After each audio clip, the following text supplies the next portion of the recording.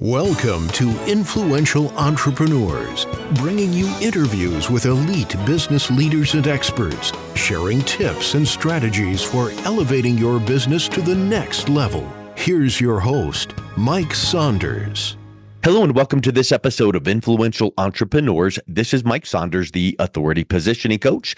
Today we have with us Paul McManus, who's the co-founder and CEO of More Clients, More Fun. He's an author and a podcast host. Paul, welcome to the program. Thank you for having me. Glad to be here. Hey, so I always like to kind of have that, when I say one word, what do you think? And when I read people's company names, it's like, that just sounds cool. I do want more clients and I do want to have more fun. So I think that's such a neat little vibe there. And I know that we want to dive into what you do and how you do it and why you do it. But give us a little bit of your background first. What's your story and how did you get into the industry? Yeah, absolutely. So I started More Clients, More Fun in 2015. And at that time, I had just left my quote unquote corporate job. I got inspired by online marketing. And at that point, there was a gentleman named Michael Port who wrote the book called Book Yourself Solid that I joined his community and mastermind. So I left my corporate job. I started my own online coaching business. And from the very beginning, I started using LinkedIn as a tool to help people, at that time it was more coaches, use it as a tool for business development. It was in 2016 that my very first financial advisor client found me. There's so much talk about who's your perfect market, who should you choose as your ideal target market. And sometimes they find you, which is pretty cool. So at that time, I had no idea about financial professionals, financial advisors, wealth managers, et cetera. But his name was Shane Walls. And in 2016, he reached out to me, and long story short, over the course of about 2 years, I helped him go from making roughly a couple $100,000 in commission to making over $2.5 million in commission. And so, as you can imagine, his producer group, his life insurance carriers, all these different people, they're like, okay, what's going on here? What's your secret sauce? And he was gracious enough to point in my direction. So that started me on the path towards working exclusively with financial professionals. And that was back in 2016. Fast forward a couple of years, and it's in 2018, and I'm speaking at two packed breakout sessions for an elite group of financial advisors. And, just to give you a sense of it, they have to pay $25,000 a year just to be part of that group. And I was doing the two breakout sessions. I had Shane on my left, and I had another client of mine that was part of the group on the right. His name was Mark. And it was essentially an infomercial. I mean, I knew that no one there knew who I was, but they knew who Shane was. They knew who Mark was. They knew the results that the organization validated. And it was my first real experience of what I call authority marketing. And I knew it going into it, right? And so I knew that I would have more people interested in working with me than I really had capacity to work with. So my strategy and my approach going into it was that I essentially did the whole hour breakout session as more or less an infomercial, just having them talk and tout their results, et cetera. And at the end of it, I distributed an application which essentially said, okay, to take the next step and apply to potentially work with me, fill this out. Oh, and by the way, it's going to cost $1,000. And, it's a deposit. So if for some reason we decide not to work together, you'll get a refund. But it's $1,000 to simply have that conversation with me. And it was such a defining moment because you have a lot of seasoned, super successful, type A personality, elite financial, insurance producers in there. And there was some grumbling and they were looking to like, wait, so what you're saying is that I have to pay you $1,000 to talk to you? And I'm maybe like, work with you. and I'm like, look, I'm not trying to be arrogant or anything. It's just the reality is that there's more, there's going to be more interest in working with me than I have demand for. And this is just a way that I can, prioritize who to spend time with and make sure that, it aligns with everyone's interests. And then and so at the end of that, despite all the grumbling, at the end of the day, I got a stack, you can't see me right now, but about an inch thick of of applications and credit cards of people applying to simply have that conversation with me. Mm. And to me, that was a defining moment because that's really for the first time where I really appreciated the idea of authority marketing. It reminds me of a phrase I'm sure you're familiar with called borrowed credibility. So you Yes. didn't have the credibility in the room with the people in that room, but your contacts and your clients did, the two people that were with you. And so you kind of can just sit back and smile as they make an introduction. And then when you start talking, you're not pitching, selling, pushing, you're just kind of talking and educating, and you're bringing to the equation that trust that's already established there. So I think that's huge. The other thing that I think that you made there was your target audience. Not that you will never ever do a service package with anyone outside of financial services, but the cream rises to the top when you start finding these little honey holes of opportunity. Then you just focus there. But maybe some advisor has an attorney that they refer to you. Great, be happy to work with you. It's not like I'm not going to. So those are a couple ahas that I think a lot of people don't really pick up on in their market. They try to be all things to all people and go the true cold approach. Now, marketers that might, hear that would go, yeah, but I've got a funnel and I've got I just find in my personal business, I really resonate with what you said, because that's how I've grown my business very successfully, is that strategic alliance, referral networking, and that borrowed credibility, all while building that authority. So I love it. Awesome. Yeah. Yeah. No, 100%. I agree with everything you said. I call it same concept, but authority by association. And just to Yeah. underscore what you said is that I knew, absent having these, Shane and Mark next to me, I was a nobody. I could go up there and say, "Oh, LinkedIn," and I could geek out on Yeah. all the technology, and probably nobody would show up, and people would get bored and go on their merry way. But I knew I had magic in both those sessions because the results were so substantial for Shane that the organization validated. And interestingly, at that time, working with Mark, he's since passed away, but he was literally, he was talking about how many appointments he was getting with these, high net worth attorneys, and literally while during the session, he was like looking at his phone. He's like, "Oh, another appointment. Oh, another appointment." And so, Mhm. I like the analogy that I felt, I'm a dude, right? But I felt like I was the pretty girl at the bar, and when Yeah. you're the pretty girl at the bar and you're the only pretty girl at the bar and you have a bunch of dudes around you, the kind of power that you have, right? And so it was my first pretty girl at the bar moment. And really, since then, I've, all of my marketing for myself, as well as the packages and the services that I do for clients, it's 100% geared towards helping build that authority. Just before, I think it was yesterday, actually, I was listening to some of your stuff and I heard you say this, so I'll credit you. But I think you said roughly, authority is the priority. And I Yeah. couldn't agree more, because everything that I do in terms of marketing is that it's all, how can you better position yourself? How can you better build your authority brand? Because the authority brand, and again, I'll credit you because I just listened to you say this yesterday, is that it's not, it's like a Swiss Army knife. It's that it makes everything that much better. If you're already Yeah. doing webinars, if you're already doing whatever, speaking, if you're already getting referrals, if you're already doing this, that, or the other seminars, it's going to make it that much better. Your clients are going to show up to your meetings. They're going to say yes faster.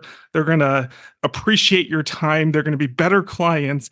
And so the number one priority that I love building for myself and then helping clients do is to create that authority. And then the foundation for me, and I'd love to get your take on this, is that writing and publishing a book, to me, is the foundation and one of the fastest ways to build that authority brand. Agreed. I agree with your citing me and I mean, how can you not agree with what you heard me say? But you said exactly what I've say over and over again. So many times these people that sell their systems and packages and, oh, I'm the SEO guru, or I'm the text messaging you this, or they want you to do their thing and stop doing everything else. Like, no, Mm. no, no, no, don't do that. Do my thing. And what I always love being able to say is whatever marketing you're currently doing, if it's giving you some results, keep on doing it. I don't care what you're doing, but when you are seen as that expert, it'll work that much better. Now, does it 10x, 100x? No, probably not. But if you think about the Darren Hardy compound effect concept, if you improve just a little bit in this one little touch point, 1%, and then this one, 1%, and then this one, 1%, all of a sudden that compound effect is massive. So how do you establish yourself as that authority? And you can Google around and find all the people that say, oh, you need to do this and this, and you just posed the book. And I will say that back in like 1997, 98, I was working at a bank, and that was right when online banking started. And I remember distinctly, everyone was almost like running for the hills, hair on fire, going, there's not going to be any branches left. We're not going to have a bank. We're not going to have jobs. And look, 30 something years later, people still go in branches. It just changes a little bit. I say that to affirm what you said. People might go, books. Who reads books anymore? Oh, I can read it on a Kindle. Oh, I can. Well, people still respect the fact that what are the first 6 letters in the word authority? Exactly. Author. You know what I'm saying? So it's like people still respect that. And when you can have the thud factor of plopping down on a desk or something, hey, here's a copy of my book. Take a look through it and let's talk about what we can do to work together. So I think that's spectacular. I think you've got a solution to what I'm about to say, which is when people hear that, all of a sudden their red flags go up and go, I can't even write a good email. I can't write a blog post. I can't write a LinkedIn article. What do you mean write a book? So how do you solve that for people? Because that there is a big hurdle. 100%. So I'm going to use a client example to help underscore a number of the points that we've been talking about, as well as to answer the question that you just posed. So one of my current clients, and you may know who he is, or you may know him. Do you know John Cutton from Cutton Wealth Management? No, I don't. Okay. So he does a lot of stuff with Anton Anderson, who I know that you know, and he's part of Ameriprise, and Ameriprise has 7,500 advisors. And guess what his ranking is? Number 1. So out of 7,500 advisors, he's number 1. And he does $10 billion of assets under management. His company makes close to $100 million of revenue per year. So, he's like he's at the top of the hill. He's what, probably all financial advisors aspire to be like when they grow up. So I had the great fortune of meeting him last year, so about a year ago. And funny enough, how did I meet him? Well, I wrote and published my book. I started doing a guest podcasting tour. I ended up meeting him by accident, and since then he's become a client and a great advocate for the work that I do. So he's already reached this pinnacle of success, and yet he has a podcast, he has all these different things, but yet he'd never written a book. And so he's intrigued by the idea. And really, to your point, it's like, well, I'm a busy guy. How the heck am I going to write and publish a book? Given my schedule. So, again, using him as an example, our approach is that we call it the short book formula. And I think one of the biggest obstacles that people have is that they imagine that if I'm going to write a book, going to be this, 300-page tome. I'm going to have to take a sabbatical.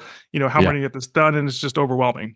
And our approach is absolutely not. We target roughly 12,000 to 15,000 words. Typically, when we print the book, it's roughly 100 pages. But here's really the point: is that it's not just about getting the book read. It's about the book is your sales letter in disguise. It's your salesperson and printer. 2 phrases I like to say.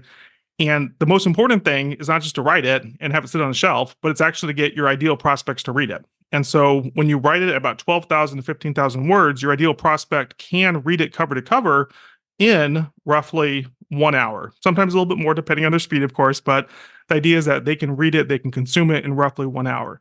Now, imagine what happens when you introduce that as part of not just your marketing and lead generation and positioning, but you actually introduce that as part of your sales process. So imagine, and I do this myself, you have a 15-minute call with someone who found you online, is interested in your services. Great. You have a nice conversation, you qualify them, and you say, hey, let's go ahead and schedule the next call. Will be an hour on Zoom, for example. Oh, but by the way, I'm going to send you a copy of my book, and I ask you that you read it prior to our next meeting. Is that something that you're willing to do? And of course, if they say no, well, guess what? We're not scheduling that next meeting.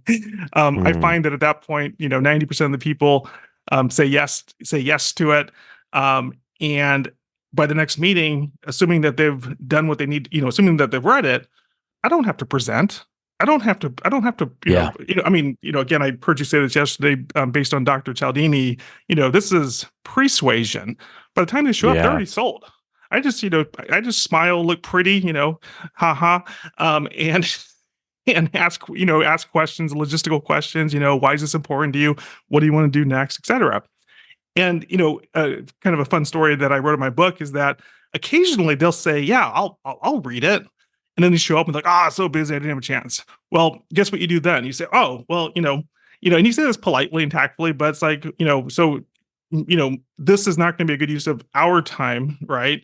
And then, and there was a client of mine who's now a client, his name was Tim. I remember this story, and he showed up at the meeting, the second meeting. He's like, I didn't have time to read it. I'm like, oh, well, this isn't going to be good use of our time. He's like, oh, no, I'm sorry. I can read it. I'm like, great. Well, let's reschedule. And we rescheduled for the next week. He read it. And since then, he's been like the best client ever. He refers me, to everybody. He's an awesome client.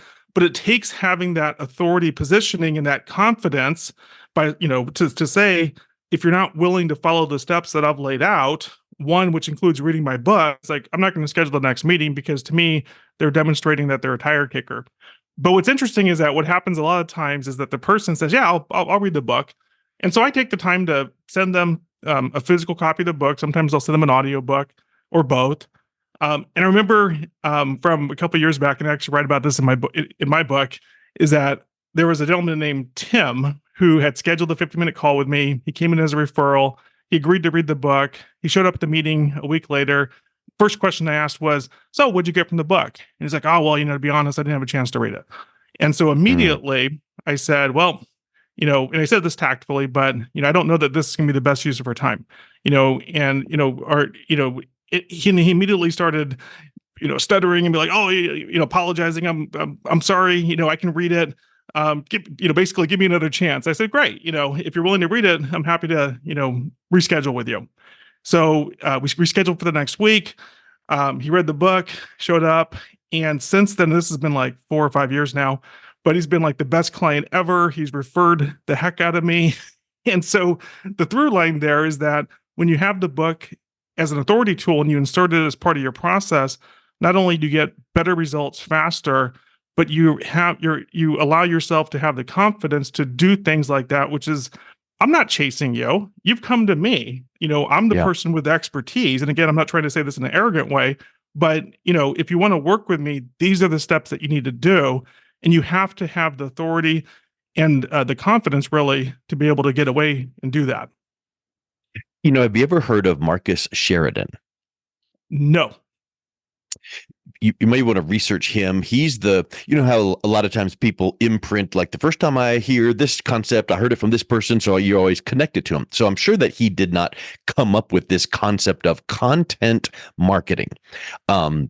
Because back in the day, content marketing was like all the rage. Now it is, in my opinion, not even a thing because good content needs to be part of your marketing. Just don't call it content marketing, just call it good marketing. But the point is, he owned a pool company that was selling in-ground pools, and he came up with the content marketing approach. He implemented it, like teaching and writing articles and all these things, right? And I don't think that he wrote a book back at that point. He's written many since then, but he ran a research on his CRM, and whenever his team would go out to meet with someone, if they had read a certain number of articles on their website, like, I don't know, 10 or 12 or whatever, they are, 48% likely to buy. If it's, between this and this, the point is he noticed that, and then he called this assignment selling, and he would do exactly what you just said. He would, before showing up to the appointment week before, he would say, please read the following articles. Now, in your case, you would send the book and say, please read the book, but he would do exactly what you said, because it really, really sets that tone, and it sets the expectation. And in a psychological sense, from a, NLP, neuro linguistic programming, or a psychological marketing approach, you're setting yourself up as someone that is saying, here's what I need you to do. And they're following your lead. And when they do that, then isn't it a higher chance that when you say, okay, here's my recommendation for this financial product, then they may probably be predisposed and persuaded to do that as well? That's 100% it. I'll give you another example of a concept that we talked about earlier, which is I call it authority by association. I shared the story about Shane and Mark. So going back to John Cutton, who we published one book for him, and we're working on a series of other books. But he's since become an advocate of mine, and so he's the number one advisor to Ameriprise, and so he got me invited to attend their conference next month in May, where they're going to have their top 1,200 advisors there. Now, if I just went by myself, little old me who doesn't know anyone there, I probably wouldn't show up. I wouldn't go to it. I wouldn't invest the money. I wouldn't do these things, because I would expect maybe a okay result, but nothing exciting. But knowing the effect of authority by association, I'm holding my hand here. You can't see it, but I have a copy of his book, his smiling face on the book cover. And I'm taking like 200 copies of this book, and I'm going to have a little booth there. And I'm going to be putting this into the hands of, 200 or so top advisors who I know they all look up. Every single one of them knows who they John recognize is. him. They all recognize him, and I can be a nobody, but through authority by association, I anticipate getting, a stack of, people interested in working with me. And, that's massive. And then just to build off a couple things that we've been talking about is that, we talked about before in terms of the book itself isn't necessarily it's not advertising, right? I mean, it's not like, spending money on Facebook. It's inserted into everything. So can you imagine, John he does $10 billion of AUM, assets under management. He has an organization of, probably 100 plus advisors.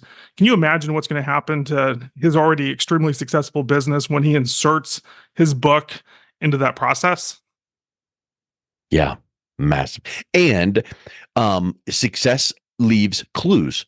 So it's not you just coming up with some harebrained idea. It is you going, let me show you what I've been doing. Let me show you the results that are coming in. You can have the same, and let's talk. 100%. So getting back to the question, which is, okay, a lot of people maybe listening to this are busy people. It's like, sounds good. I get it. I want to do it, but I don't have the time. And so the process that we've designed through my book and what I call the short book formula, and I'll share before we end the conversation where they can get a free copy of my book. But it's essentially designed, it's a done with you service. And so, first and foremost, we do not recommend going it alone, just straight out. I mean, most people are not writers, first and foremost. And then even if they are, they're not necessarily good marketers. And so to have the stack of skills that you need to be successful is just very rare. And so our process is designed to help someone go in 6 weeks, up to 12 weeks, to go from blank sheet of paper to published book, and including Amazon bestseller, in 6 to 12 weeks. Time commitment, right? So what we expect of our clients that work with us is that they have knowledge, they have expertise, they have experience. And imposter syndrome is a real thing, right? So, I don't want to, imply that you have to be the best of the best in the world. It just means that, you've been doing you've been doing your craft for, at least a few years. You have some success stories, some client stories, you have a point of view. And we essentially, through an interview process that is 1 hour a week on Zoom over about 6 weeks, we essentially structure the goals of the book in the beginning. And through those 6 1-hour calls, we ask you questions. We get you to talk it out. We, give you little assignments that you come so that you can talk about the content for a chapter. But at the end of the day, you don't have to be a writer, which very few people are, but you need to know enough about your subject matter that you can talk it out. We then transcribe it. We then have a team of writers that turn that into a polished book. And then we go through all the steps of getting that published, whether it's through Amazon or a different source, so that within 12 weeks, you can have a book in your hand that you can now distribute to your clients, to your prospects. And the amazing thing about a book is that, I would say that the shelf life of it is easily 3 to 5 years. It can be much longer, but it's not something where it's like, again, Facebook ads where it's like, as long as you're paying Facebook, you get a result, right? As soon as you stop paying it, your result goes away. Yeah. A book is going to impact your marketing, your authority, your influence for years to come. Typically one new client as a result of the book is going to more than pay for it. Imagine what 100 new clients is going to do for it. Yeah. The ROI is through the roof. So I think that is spectacular. Well, I'll tell you, Paul, it's been neat talking with you. It's almost like I'm talking to my clone. So we speak the same language, and that's awesome. If someone's interested in learning more about your package and your program, how can they learn more and then also reach out and connect with you? Yep. Best way to do is to go to my website, which is www.theshortbookformula.com. Again, www.theshortbookformula.com. There you can get a complimentary copy of my book, including a complimentary copy of my audiobook. You can listen to it within about 1 hour, and my calendar and scheduling information is there as well if you'd like to schedule time on my calendar. Excellent. Well, Paul, thank you so much for coming on. It's been a real pleasure talking with you. Yeah, you as well. I've enjoyed it. You've been listening to Influential Entrepreneurs with Mike Saunders. To learn more about the resources mentioned on today's show or listen to past episodes, visit www.influentialentrepreneurssradio.com.